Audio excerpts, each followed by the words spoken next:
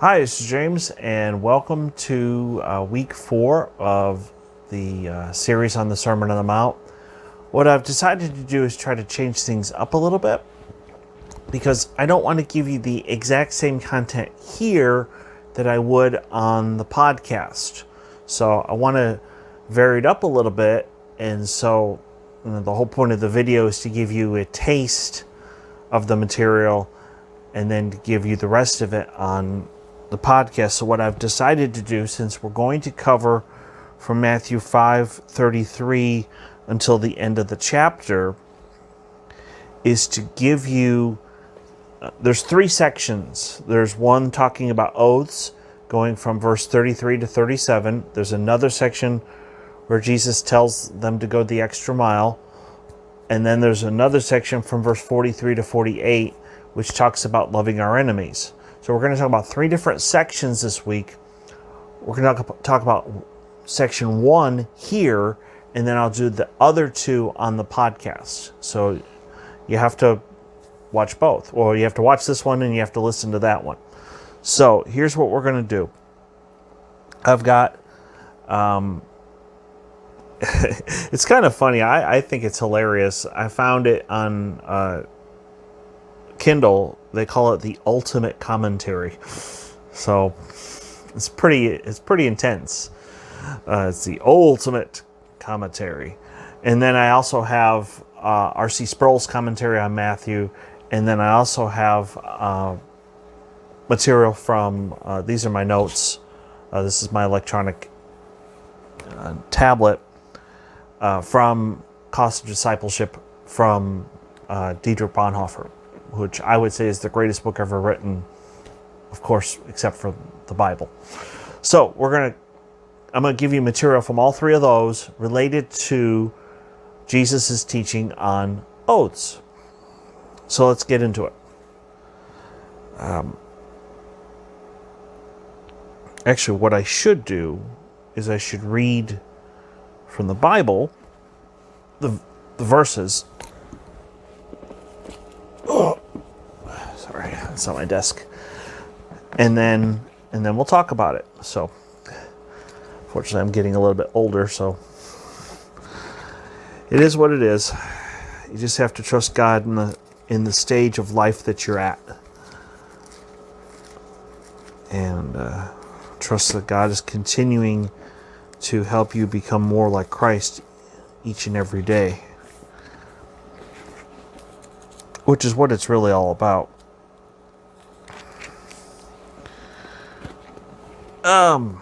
Okay. This is from the New King James Version, by the way. Again, you have heard that it was said to those of old, you shall not swear falsely, but you shall perform your oaths to the Lord.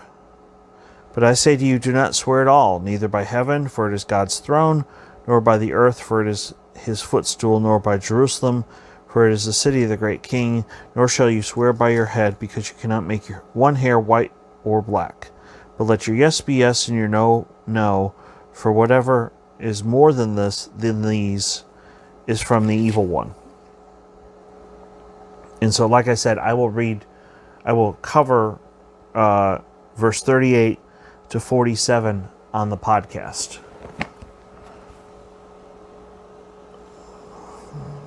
Is it 47 or 48?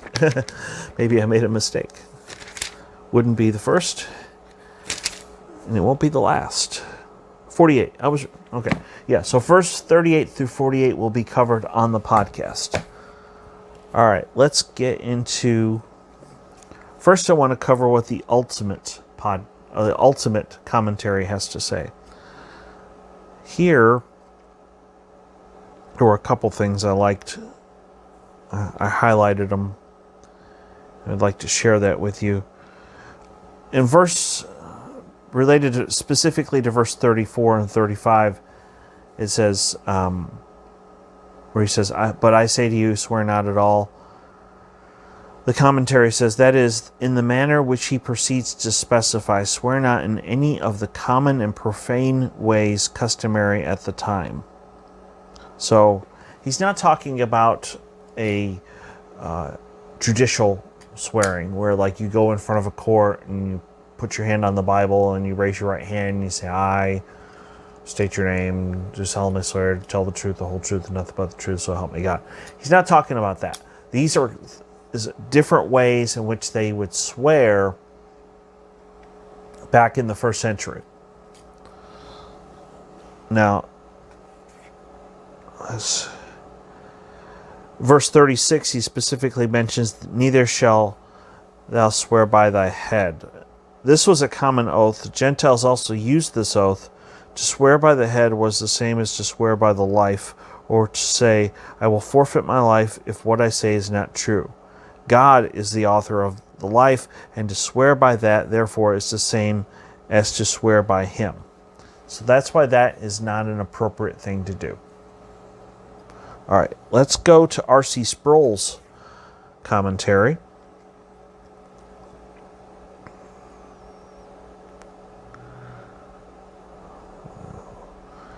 Of course, you gotta love technology. In R.C. Sproul's commentary on this section, here's what he had to say. This is page 96 out of his book on Matthew. Jesus is setting his teaching here in contrast to the rabbinic traditions. The rabbis had written volumes about the various types of oaths and vows that Jewish people could recite, some of which were binding and obligatory, and others that were not.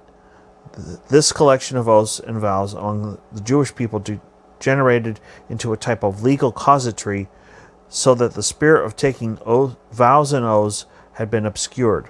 Jesus is trying to correct the misunderstandings that were prevalent among his people in the first century.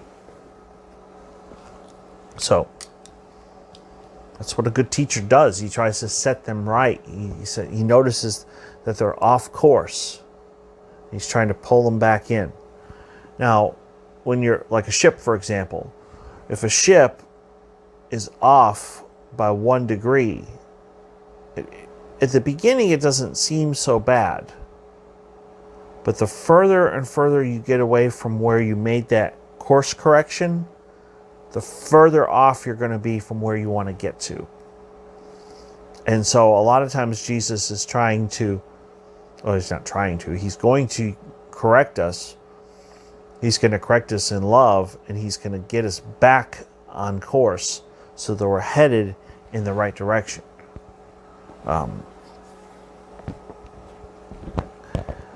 On my other channel, on the Confessing Church USA channel, I just did a whole section on a statement of faith from the 1689 Second Baptist Confession of Faith. You might want to check that out. Also, I forgot which channel I did it on, but I did a very quick teaching on tulip. It's either this channel or the Confessing Church channel. I did a thing on tulip. Anyway, real quick, the cost of discipleship. What did Bonhoeffer have to say about this section of Scripture? He said on page 138, but sinful men do not like this sort of truthfulness, and they resist it with all their might. That is why they persecute it and crucify it.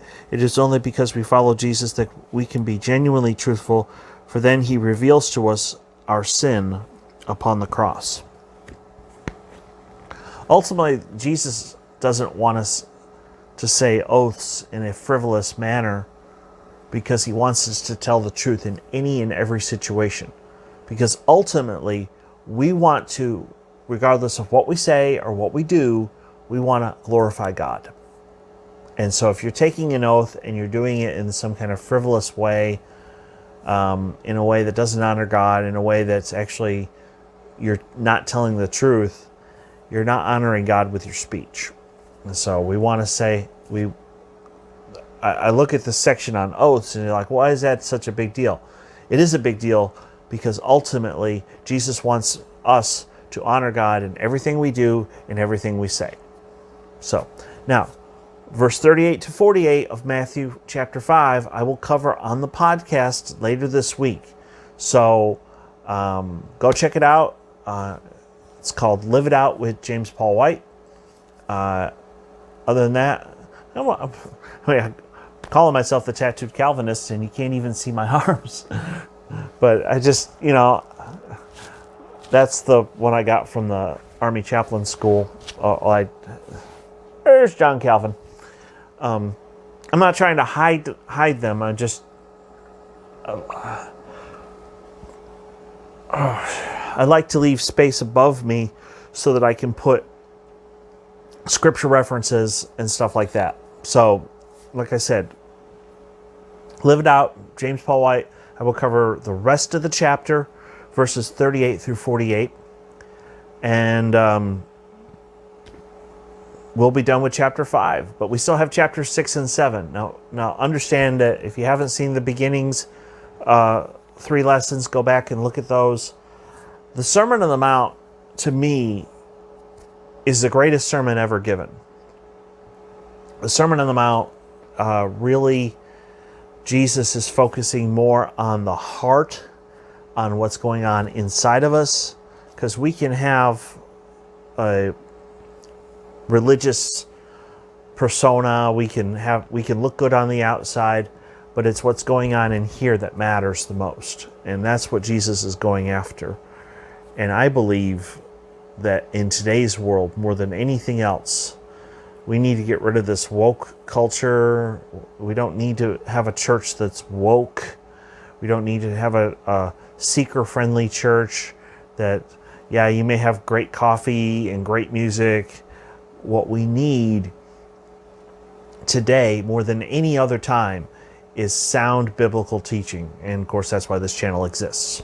So, anyway, thank you so much for those who have been watching from the beginning.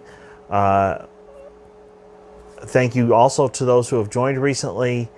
I love you guys, especially my subscribers. And I'm going to keep working hard to make this channel relevant, to try to put good, solid biblical teaching on the internet. And I just want good quality stuff on the internet that you can watch, that's not filled with sex and other, perverted stuff. So anyway, like I said, I love you guys, and I will see you later this week. Don't forget to check out the podcast.